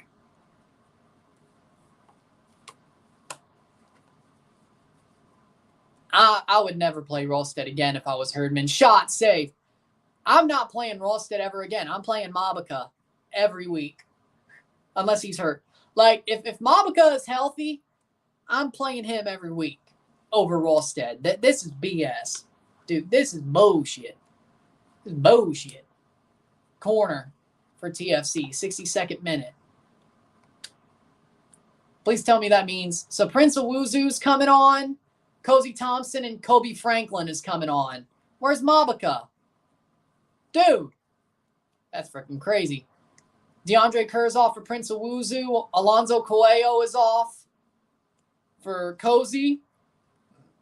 And corner taken. Short to Petretta. Sigurd Rolstead off for Cozy. Coelho off for Kobe. I don't know if that's too smart, but I agree. Haven't I said he basically runs like Bambi on ice? Like, Mabika's better. St. Louis player got injured badly. That sucks to hear. Which player?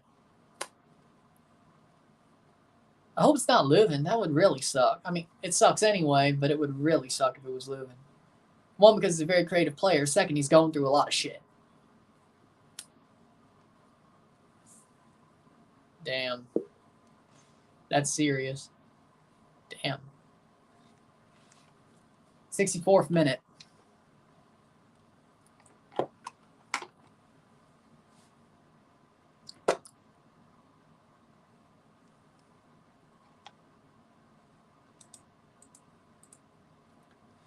See if there's any news. Let me see if I could figure this out from the...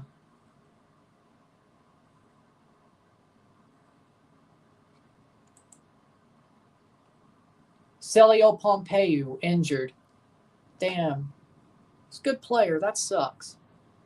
Note V. Torreson came on for Celio Pompeu. Celio Pompeu, the injured player. That sucks.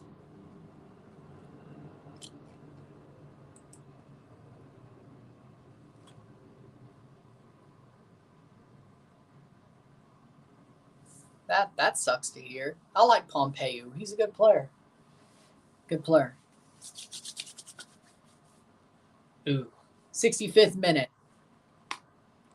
Good player, but sucks to hear.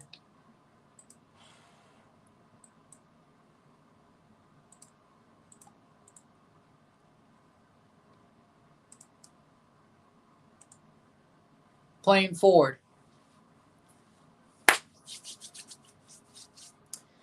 Ay, ay, ay.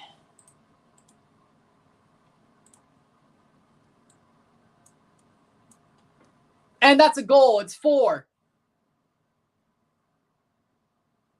Or no, it was past. It was side netting. Okay. I was like, side netting. Good. It went past the post. That's a corner. I was like, damn, I thought that went in. Corner, 65th minute. Yeah, Toronto legitimately just played around at the back. They are playing around in possession. They're getting what they deserve. Let's be totally honest in this game. They're getting what they deserve. They're playing around like punks, and they're getting what they deserve.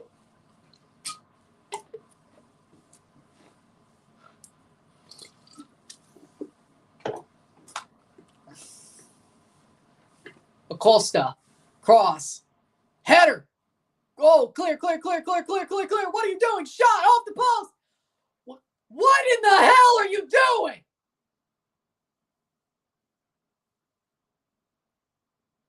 What?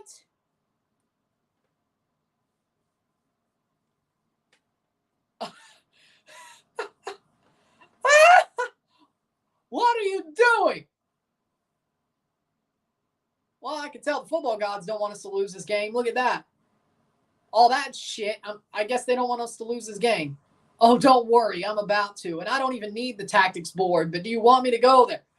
Sadly enough, I can't bring out my tactics board because there's nothing tactical to talk about, or at least not really.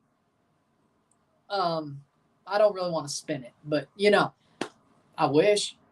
John Herdman can't fix the defense. Well, it doesn't help when Sigurd Rosted only runs like Bambi on ice. And they choose to play him. Yeah, that's on John Herdman. You have Aime Mabaka. What did he do to piss you off? I don't know. When you lose a guy like Gomes, I'd rather play a guy like Mabaka.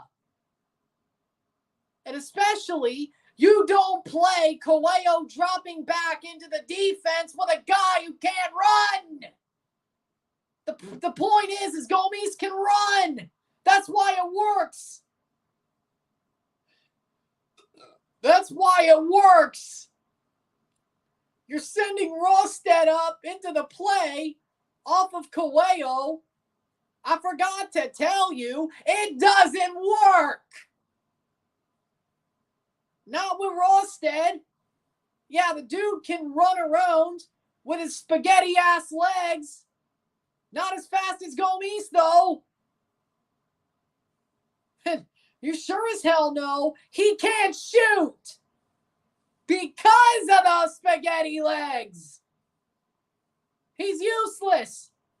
Like, at least he can walk or run to an extent compared to Omar Gonzalez. But at this point, I don't know. Maybe Omar Gonzalez would be better at this point.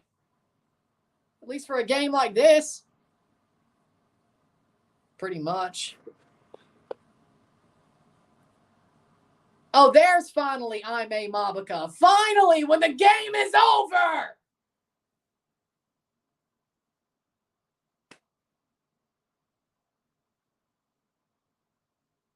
Wow.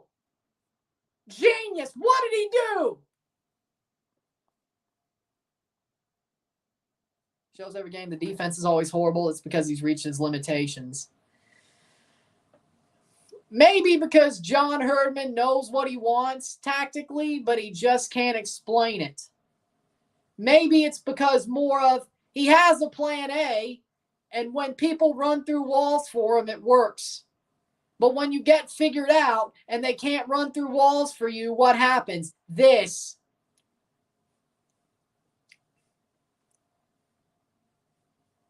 Like, yeah, it's good to be able to be a shit talker and motivate people, but maybe your tactics need to be more fleshed out than, hey, this is the formation I want to play. This is the idea we have. Let's do it. No, maybe you need to explain it more. Actually, maybe that's what the tactics board is for, because you know what? I got an idea. They're horrible in defense. You know what? Screw it. I'm going there. Screw it. We're going there.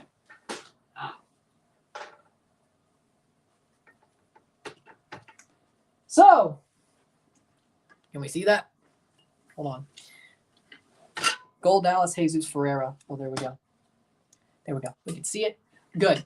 So, for me, Reds Toronto, of course. So, you got a guy like Richie Laryea when things are completely good, right? You got a back three. You got a marauding, pretty much a 3-3-3 with a marauding back, like Richie. So, basically, I guess sometimes it's a 4-3-3, sometimes it's a 3-4-3, sometimes. But you have a guy, Petretta or Mabaka, Long, Gomes, when everything works. Larrea's here. Coelho's here. Flores. Longstaff until you got a guy like Rafa Mata Nunez. Owuzu. There we go. Owuzu, Bernadeschi, and Insigne. All right. So, there's what you have. When you go into forward... Actually, you know what? I think we do need the ball. So, in possession, let's say you have it in the midfield. Gomes pops up. Coelho drops back. You have Larrea moving forward. You have options. Then you have a guy like Bernadeschi maybe dropping in. Then you have options. Then Larrea takes it in turns, makes the run. You know, that type. 2 subs. But because Coelho could drop back and Gomes can move forward, you have options. You have options.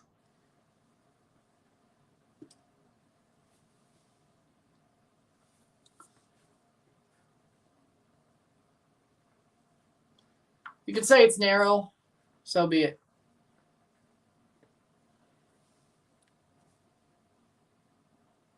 Of course. But that's if things are working well.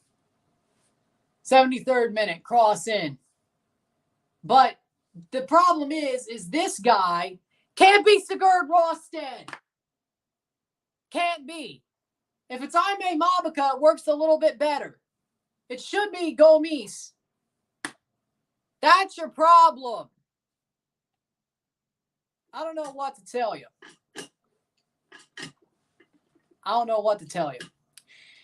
Now,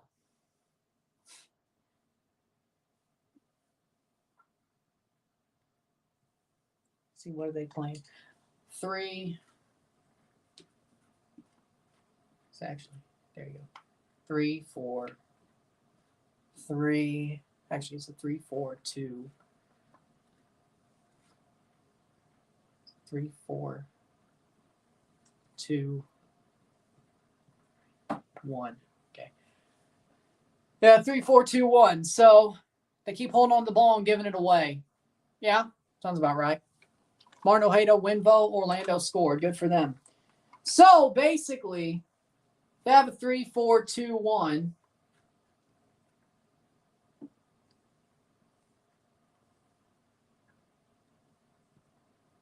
You could easily break down that play with a marauding center back, the forward play, easily. But that's not the problem. Saved by Brady, but that's not the problem, because then you got the defense that likes to just hold on to the ball and play it.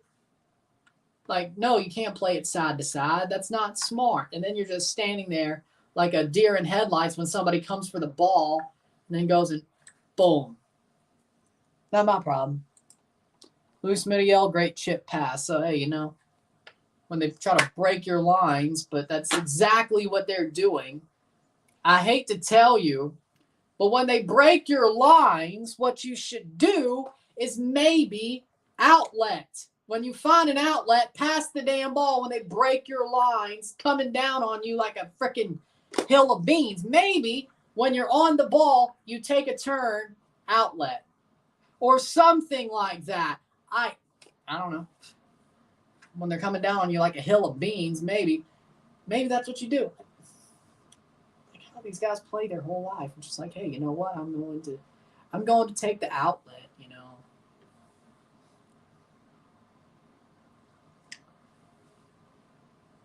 Because, yeah, they're just straight up playing. They're playing a 3-4-2-1 as well right now. But, again, so if they're playing a 3-4, right now they're playing a 3-4-2-1 because, I mean, you don't have Larrea. So, right now, yeah, they're playing a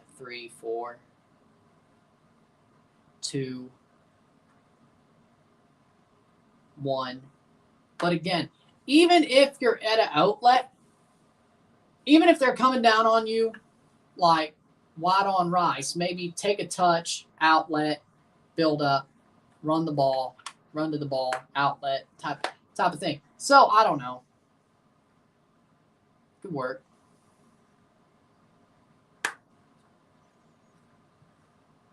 I don't know if it would work. I don't know. But, you know, I don't know. Not too smart, but that's a foul, 76 minute.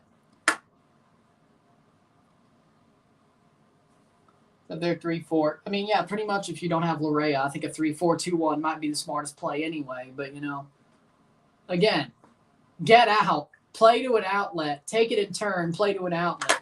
Like, why are you just standing there is my question. Like, why?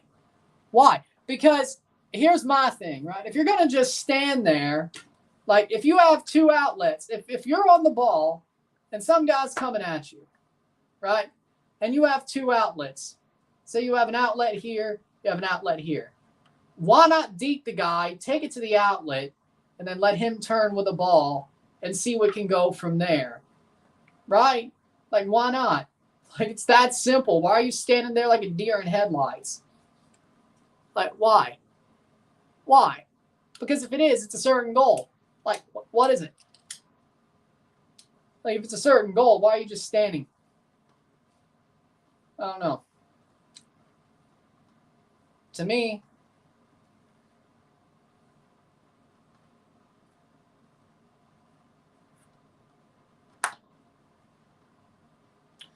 I don't know. 4 points from fifth. That's where Vancouver is. Good for y'all. At least y'all had a good night. Or you're doing fine. But again, yeah, I think that'll work. I'm not even going to keep it for the review. But there's a debut with a tactics board, at least as a easel thing. But $30 on Amazon, by the way. And the easel, I don't know how much that costs. I didn't buy it. I didn't buy it. Sure, it was bought from Michaels, but I'm not the one who bought the easel. But yeah.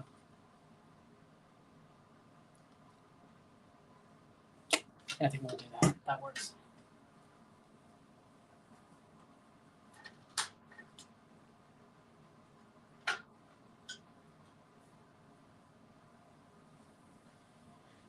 Shot! That'll be a goal kick, 79th minute. I wish this game was over. Jesus. How's AEW? I don't watch that pissant company. I don't watch the pissant company.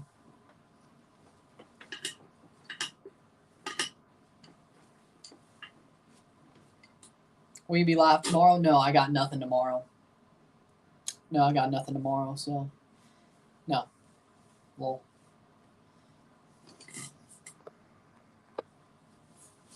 I think Toronto versus Miami will be a good match. A good match knows better at bottling. Oh, well, we already know that's Toronto. We already know Toronto's better at bottling. Now, we all know Toronto's better at bottling. Come on now.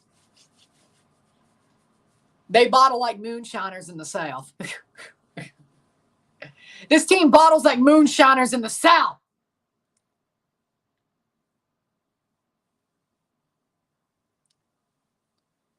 Efficiently. I'm using that one. That's good. That's good. I'm using that one. That's good. They bottle like moonshiners in the South. Efficiently. But you know what? They bottle something that's going to knock your ass out. But the problem is they bottle something that's going to knock your ass out. And what do you think Toronto's doing? McFly, what do you think Toronto's doing?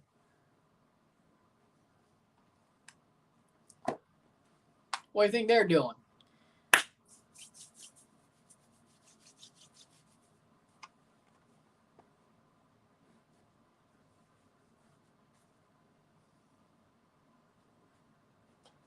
No Serbia, England, or Netherlands, Poland. No.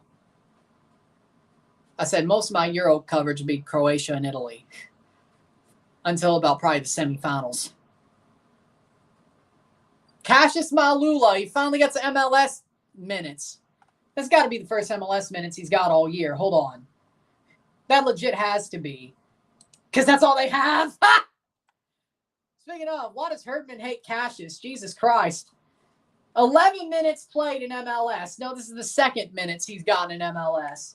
Other than that, he's only played the Canadian Championship and MLS Next Pro. Bernadeschi has to stop getting cards. I agree with that. And Gomes. We'll be better on Wednesday, I'm sure, because Bernadeschi and Gomes are back. That's honestly two of our biggest problems. Our best forward player got suspended dumbassily. And one of our better defensive players that's a freaking Swiss Army knife got suspended for being a dumbass. Oh, and wrongly called for a penalty that if you're going to call that, you got to call 5 more a game, by the way. So he basically got hoed. Let's be honest. Hosed. Either way, he pretty much did because, you know, hey, at least the fans are still shooting off smoke flares, so that's good. 2-2. 2-2. I'm calling it right now. 2-2. Argentina, Canada, 2-2. If Guatemala could score on them, we can. If we could draw France and France, I'm sure in Atlanta, we could find a way to score against Argentina and draw them. I'm going to say it, 2-2. 2-2. I have a funny feeling that on Thursday we're going to see something that you didn't expect to see. I have a funny feeling.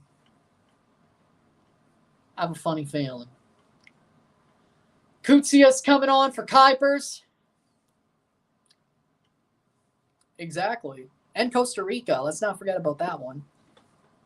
Kutsias for Kuipers. And I'm going to guess Malula for Insigne. Doesn't surprise me. Petretta for Malula. That's interesting. What do they think they're going to do in less than 10 minutes? Oh, okay. Still only going to play about 11 minutes. That's what we call a white flag. 84th minute. They're going to wave that white flag, oh, because they know they blew it. Or something like that, I don't know.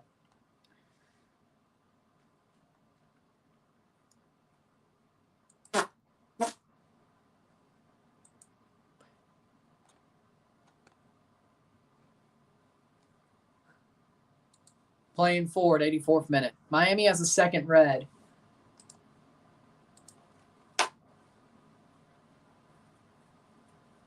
'84th minute.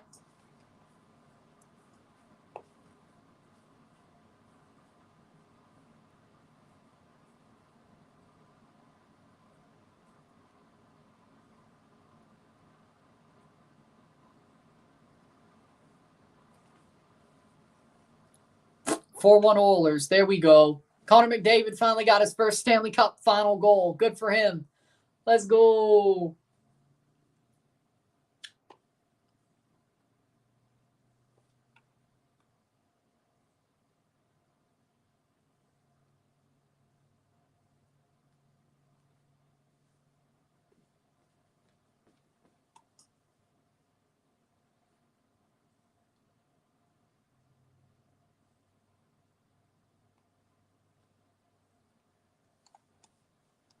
You know what?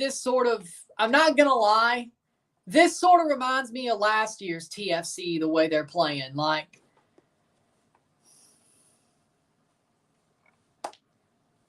this game sort of reminds me of TFC last year.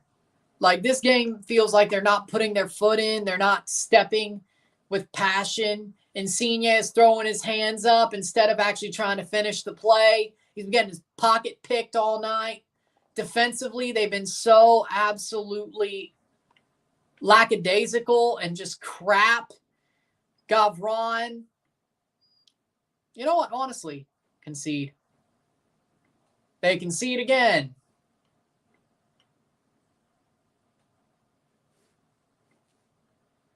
Like, legitimately, this feels like last year. This legitimately, and it's worse than the Nashville game because the Nashville game, you saw it coming because you know Herdman wasn't coaching it, and you knew somehow they'd have some guy who's behind the times coach it for Herdman, like Jason DeVos.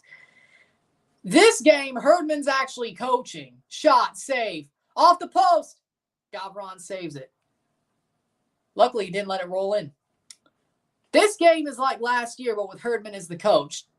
Do I think because of the 2-week break, they stopped running through the wall? Yes. Do I think they finished pre the break on a low and they're sort of just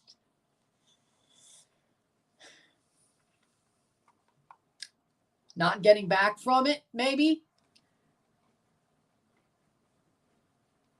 Yeah, I would say so. I think the way that the way pre-international break ended, I think that was something that spoiled their morale. And I think they let that come into this game. And when their morale spoils, they don't play as well.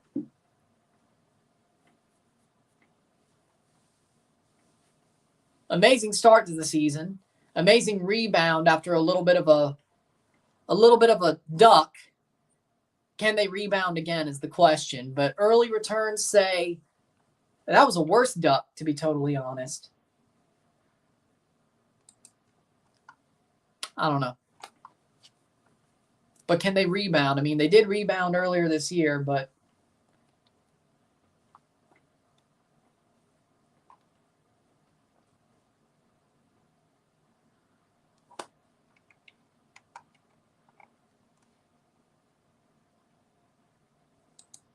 playing Fort 88th minute.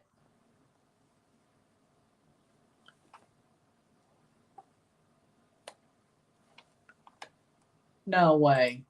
No way.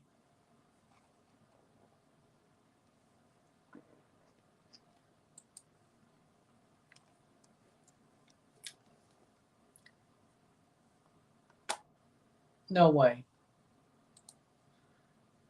Bernadeschi, Osorio, and Larrea are TFC.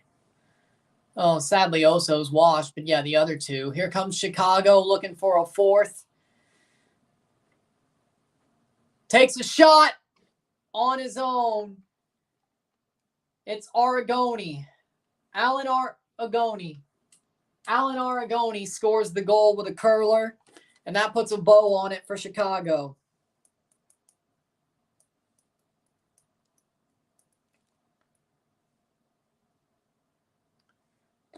89th minute, 1-4. Well, one, it's not April Fool's. Second of all, you shouldn't be playing with me like that. 89th minute.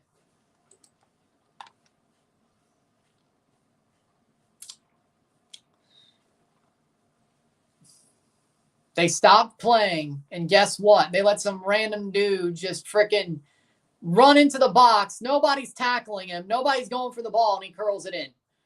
Oh, my God. What a horrible performance by the defense especially, but in general, what a horrible performance. Lackadaisical from minute one. Lackadaisical from minute one. Jesus H. Christ.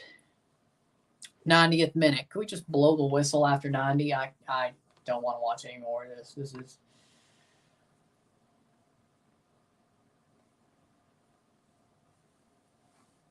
This is hell. 90th minute throw in.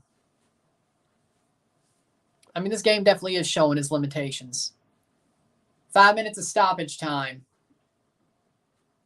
4-1 Chicago. 5-1 Edmonton Oilers. Good for them. I don't think they would, but the CSB might have freaking pulled something that it's not like it's impossible with them CSB bastards. That's why I was like worried. There's a non-zero chance that could happen. That CSB would pull something that makes them pull out. 91st minute. I don't think it would happen, but there's a non-zero chance. 4 minutes to go. Everything is possible. Anything is possible except a Toronto comeback.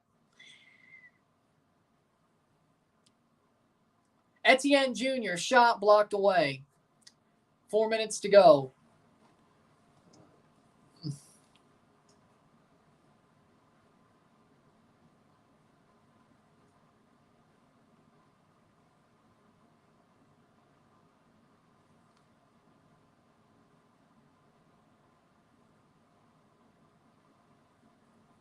Playing forward, Longstaff.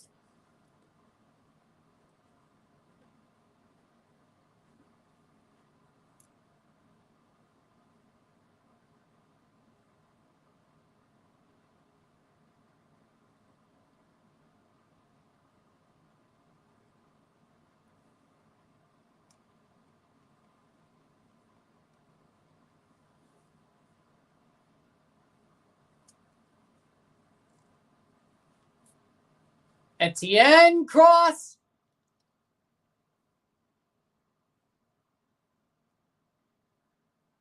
Put him in the compost bin.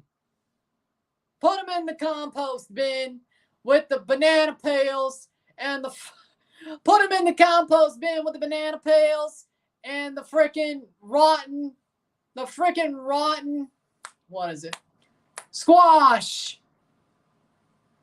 Bobrovsky got pulled. Damn. I could agree with that. How is this possible? Toronto sucks. That's why. Deep down, this team stinks. A bunch of snake oil ain't enough to make them. Nah. These motherfuckers need to be drilled. They need to be ran through a sand pit. No joke. Like, yeah, all the warm and fuzzies are great. You started the season well. Great. You overtook your freaking points total from last year. Amazingly. Amazing. Great. Let me tell you one damn thing. Maybe play tougher. Philadelphia lost to 9 men. Well, shit, that's sad. Alfonso scored for Miami. Shot! Saved by Gavron with 2 minutes to go. At this point, I don't know, maybe I would, if I was the manager, well, one, I'd try to change things on the pitch. Like, even at the half, something was up. Just because we were drawing, something was definitely up. You got a lot of fire on their ass and change some things. But if you see something's going to shit, like I said, Mabica should be playing. Hell, in the first half, I said he should have played over Rawstead. That's one thing. Second of all, okay, there are things that should have been done in this match that were not done. There needed to be changes. Warm and fuzzies don't get you everywhere. Well, in general, they are in losses. If we lose, we get pasted. That's just the facts of the situation. Hey, you leave for 4 points in 7th place. We're not in a wild card spot, so that's the good news. Silver lining, right? But when you're in a situation like this and when they lose, they get pasted. When they win, sometimes it's a comeback, sometimes... I agree with that. Free kick, seconds to go. I agree with that. You know what? I wish they didn't allow the Insigne goal. Would have made this game more embarrassing. Full time. 4-1 Chicago.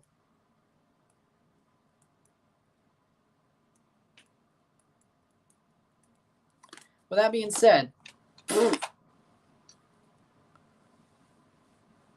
I guess the Croatians were right then. Please tell me I'm not the only one who remembers that Croatian newspaper cover during the World Cup. Please tell me I'm not the only one who remembers that. Okay.